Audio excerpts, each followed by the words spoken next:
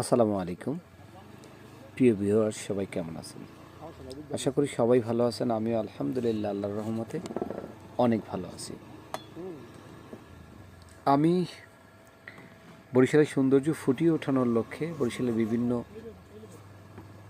পর্যটনের স্থান, দর্শনীয় স্থান, এসব জায়গায় ঘুরে ঘুরে প্রামাণ্য চিত্রের ভিডিও ধারণ করে থাকি।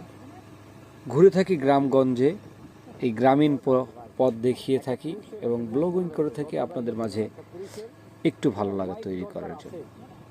তারই সূত্র ধরে আজই আমি বরিশালের কাশীপুর থেকে ঢুকলে আপনার সামনে বারজ্জার হাট, তারপরে হচ্ছে বসুরহাট। আমি আসলে আজকে বসুরহাটের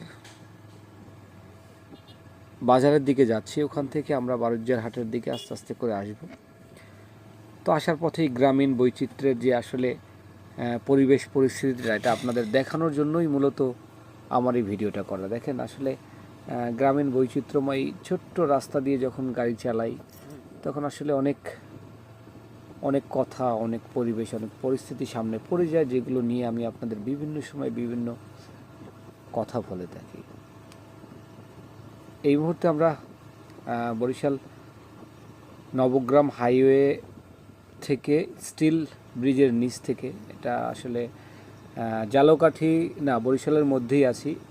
এই স্টিল ব্রিজের পরে হচ্ছে জালকাঠি। আমরা বরিশালের মধ্যেই করাপুর, সম্ভবত ইউনিয়ন পরিষদ, করাপুর থেকে আমরা এই স্টিল ব্রিজের নিচ থেকে শুনেছি বসুরহাটের দিকে যাওয়া যায় এই রাস্তা ধরে। তারই সূত্র ধরে আমি আসলে এই বসুরহাটের পথে, কারণ এই বসুরহাট থেকে বারজ্জার হাটের দিকে যেতে যে পাশের ভিউগুলো, ওইগুলো আসলে আমি ওখান থেকে বারজ্জার হাট পর্যন্ত মাঝে মাঝেই ঘুরতে আসছি, কিন্তু বসুরহাট থেকে আসলে বারজ্জার হাটের দিকে যেতে দুই পাশের যে দিগন্তের যে আসলে শ্যামল সুন্দর পরিবেশ, এগুলো আসলে আপনার দৃষ্টি না কেড়ে পারবে না, আপনাকে ভালো লাগা তৈরি করবেই।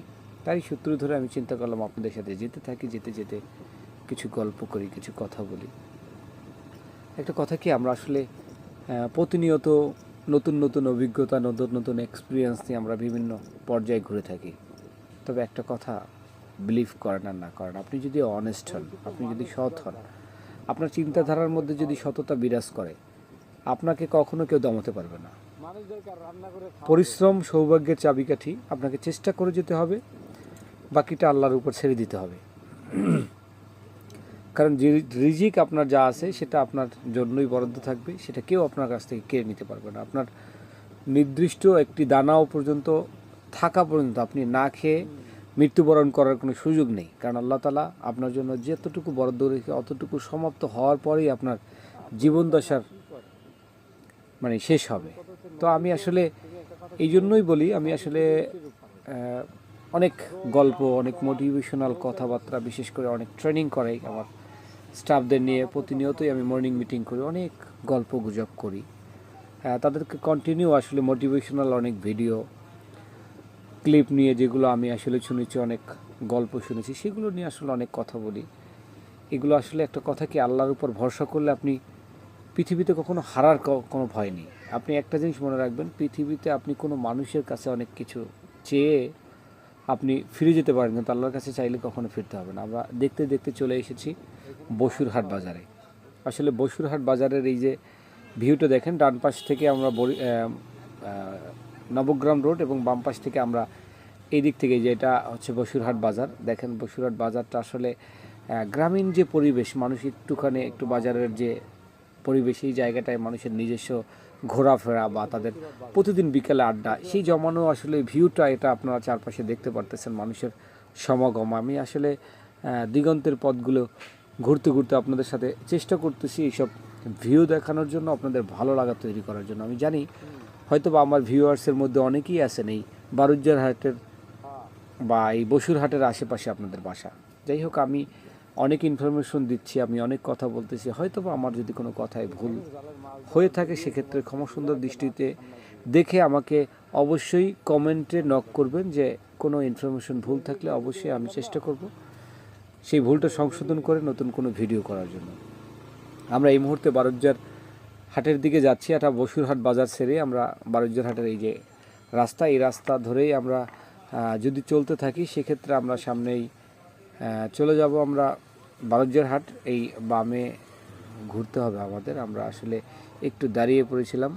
এটা দেখেন, এটা হচ্ছে এই যে বারুজ্জারহাট। এই রোড থেকে আপনি সামনে বারুজ্জারহাট বাজার, এই বাজারের পর এখান থেকে সোজা আপনি যদি চলে যান সেক্ষেত্রে কাশীপুরে উঠবেন, কাশীপুর চক্ষু হাসপাতালের ওখানে। আর বারুজ্জারহাট থেকে বামে গেলে আপনি কাশীপুর চৌমাথা। আরও যদি বামের দিকে যান, মানে ওখানে বামেও দুইটা রাস্তা আছে, বামের পিছনের দিকে যদি রাস্তা যান, পশ্চিমে যান, সেক্ষেত্রে আপনি বরিশাল স্বরূপকাঠি হাইওয়েতে উঠে যাবেন। আসলে আমরা যেতে যেতে কথা বলতেছিলাম, তো মূল বিষয়টা হচ্ছে এরকম একটা ব্যাপার যে আল্লাহর উপর যদি আপনি ভরসা করেন, আপনি কখনোই পিছু পা দিতে হবে না। আপনি একটা জিনিস মনে রাখেন, আপনি যত কিছু করেন না কারণ আপনার ভাগ্যে যেটা আছে সেটা আপনাকে কেউ ঠেকাতে পারবে না। আর যেটা আপনার ভাগ্যে নাই সেটা নিয়ে আফসোস করে কোনো লাভ নেই। আপনি যতই চেষ্টা করেন না কেন, আপনি আপনার যেটা না সেটা আপনি কখনো আপনার করতে পারবেন না। আর আপনার জন্য যেটা বরাদ্দ আছে সেটা কেউ চাইলেও আপনাকে ফিরিয়ে নিতে পারবে না। তবে আমার জীবনের প্রত্যেকটা ক্ষেত্রে আমি যখন কাজ করছি বিভিন্ন স্টেপে আমার সফলতাগুলো আসলে অনেক কঠিনভাবে আসছে। আমি খুব সহজে কোনো জায়গা থেকেই সফল হইনি। এটা আসলে আমার জীবনের হয়তো বা একটা আল্লাহ প্রদত্ত এরকম একটা চাওয়া থেকেই আমি এটাকে মেনে নিয়েছি।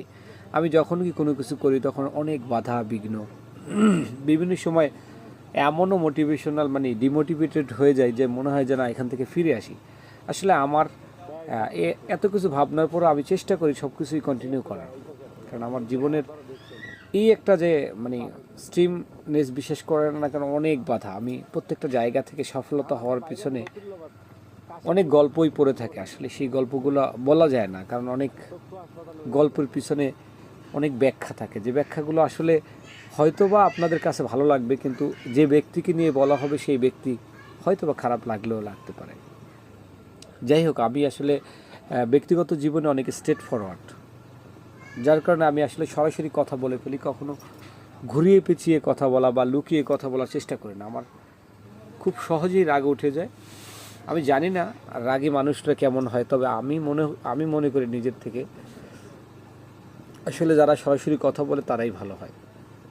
কেননা আপনি পিছনে গুমড়ে মুছড়ে মনে করেন একটা প্রকাশ করলেন না, আপনি একটা কষ্ট মনের মধ্যে রেখে দিলেন, তখন কিন্তু একটা বোম আকারে বাস্ট হবে। মানে আপনি যখন তার বিরুদ্ধে যখন কোনো কথা বলবেন তখন আপনি এটা কিন্তু একটা ফ্লাশিং মুভমেন্ট চলে আসবে। সেই জায়গা থেকে আসলে আমি মনে করি যারা সহজেই বলে দেয় তাদের ক্ষেত্রে আসলে ভালো। আবার একটা ব্যাপার আছে অ্যাটিটিউড। আপনি খুব সহজে যারা আসলে কোনো কিছু বলে না তাদের অ্যাটিটিউডটা একটু ডিফারেন্ট থাকে। হয়তো জানি না আমার অ্যাটিটিউডটা কেমন ডিফারেন্ট হবে, কেমন হবে আসলে এটা বলা যায় না।